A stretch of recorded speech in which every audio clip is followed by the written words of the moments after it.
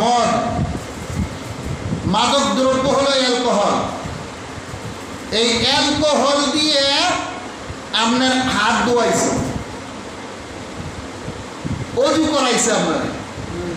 এমনও কতগুলি মসজিদের মধ্যে তারা অ্যালকোহলের মেশিন ফিট করে রাখছে, মানুষ ঢুকলে তারা স্প্রে কইরা তারপরে ঢোকায়। তার মানে অ্যালকোহল দিয়ে, অ্যালকোহল মাদক দ্রব্য, আপনাকে মাদক দ্রব্য দিয়ে নাপাক বানাইয়া মসজিদের ভিতরে ঢুকাইছে। মুসলমানদের ইলম শূন্য থাকার কারণে এজন্য আল্লাহ পাক হাবিব বলেন, তলাবুল ইলমি ফারিদাতুন আলা কুল্লি মুসলিমিন ওয়া মুসলিমা, যে প্রত্যেকটা মুসলমানের ফরজ আন্দাজ ইলম অর্জন করা আল্লাহ পাক ফরজ করে দিয়েছেন। সুবহানাল্লাহ।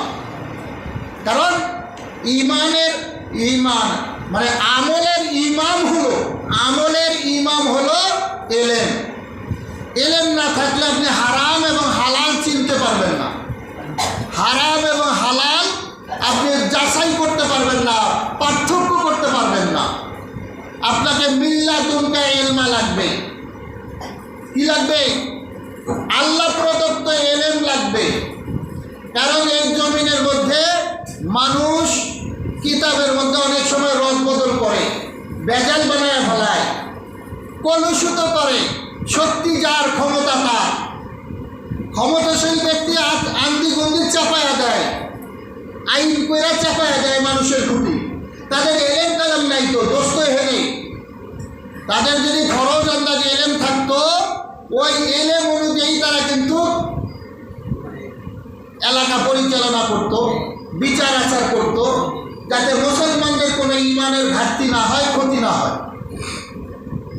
কিন্তু সেই ফরজ আন্দাজ ইলম মুসলমানদের নাই। আপনি বুঝবেন, ইমাম সাহেব যদি নামাজে ভুল করে, মুসল্লিরা কি বয়া থাকে? যারা ধরতে পারে কি কর, 2 সিজদার জায়গায় 1 সিজদা মারলে পিছনে মুসল্লিরা কি কয়?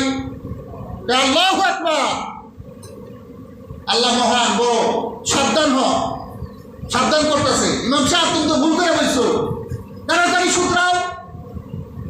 তাহলে ইমাম সাহেবের বেলায় একটা ভুল হলে আপনি শুধরাইবার কোন পিছনে দাঁড়াইয়া, তাহলে আপনাদেরকে যারা নিয়ন্ত্রণ করতেছে,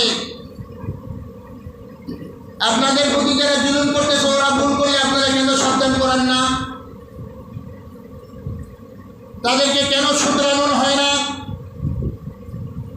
কি বলেন? একটা ইমাম সাহেব ভুল করলে এটা সসিজদা দিলে নামাজ ঠিক হয়ে যাবে, না দিলে ওইটা বাদ করে দিয়ে আবার পড়লে ঠিক হয়ে যাবে।